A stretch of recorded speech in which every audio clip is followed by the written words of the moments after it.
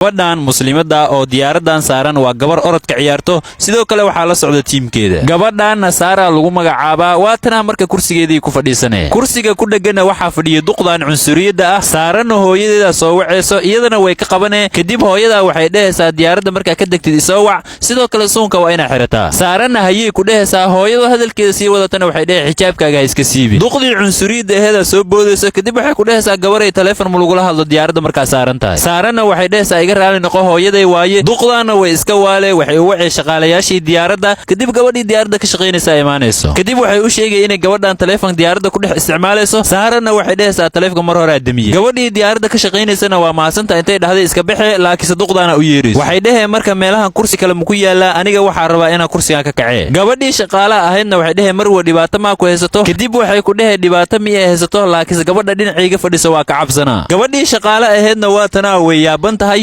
duqdaana hadalkeedii sii wadanay waxay dheheen qoftan xijaabay wadataa. xoogaa kadib gabar tiimka ka tirsaneed oo Saara saaxiibadeed aheeda waxay dhehaysaa aniga ku soo bedelayo kursigayga ku soo fadhiiso. Saarana saaxiibadeeda waxay ku dheheen anigoo qaranka u dheelaya qof kasta xijaabkayga ugu cunsuriyana. saaxiibadeedna waxay dhehaysaa dadka dhan maahan ee waa dadka qaar sida duqdaan oo kale. xoogaa kadib diyaaradii soo degaysa garoonkii la imaana ciyaartii koowaad markii la qabtana waxaa ku guuleysanaya Saara. iyaga oo dabaaldegaya waxaa arkayo nin iyo naag ciyaaraha kormeer ka ahay kadib macallinkii Saara intay u imaadaan waxay ku dhahayaan wax yar ma wada hadli karnaa isagana wuxuu ku dhahaa diyaar waay. waxay ku dhahayaan ciyaartooydaada waxaa ku jira qof dhar qaldan wato annagana ma aqbali karno. Saara inta imaatay waxay dhehaysaa dharkayga maxaa ka qaldan. macallinkana wuxuu dhahaa ciyaartooyda dharku rabo soo qaadan karaa dharkan caadi waaye. qoftana intay soo booday waxay dhehaysaa gobolada caadi uu ka ahaa karaa laakiin sakana xulka qaranka waaye. Saarana waxay dhehaysaa sharcigan hagaa ka keenteen iyagana waxay ku dhahayaan sharcigan waxaa dhigaya buuga orodada adduunka. odaygana wuxuu dhahaa hadda booska koowaad waxaa ku guuleystay tiimkani ka soo horjeedo idinkana booska labaad waxaa ciyaari doontiin asbuuca labaad. kuwaana waa kuwaana weydiidayaan isagana wuxuu ku dhahaa naga raali noqdo waxaan ii qaban karna ma laha. tiimkii Saarana meeshii isaga tagayaan tiimkii kalena waa kana waa guuleysateen markii la dhaaway boodboodayaan. xoogaa kadib Saara iyadoo meeshaan murug la fadhisaa waxaa u imaanaya laba gabdhood oo kuwii waa guuleysateen la dhaayay kamid ah. middaana waxay ku dhehaysaa marka waa ku salaamay gabarta guul dareysatay. Saarana waa tana intay soo istaagtay waxay dhehaysaa aniga ma guul dareysan ee sabab la'aan la ii diiday. middaana intay ku qosashay waxay dhehaysaa sabab la'aan miya ay dhahday waxaa loo baahan yahay inaad xijaabkan iska siibto si aad ciyaaraha uga mid noqotid. Saarana waxay dhehaysaa xijaabkayga diintaydu ka mid yahay mana siibi karo. tanna waxay ku dhehaysaa sidaas haday taa meeshaada iska sii fadhi. Saarana waa tana si toos intay u niyad jabtay meesheedii iska soo fadhiisanay. xoogaa kadib saaxiibadeeda intay u imaatay niyadda u dhisay waxayna ku dhehaysaa qof kasta wuu og yahay inaad guuleysatay.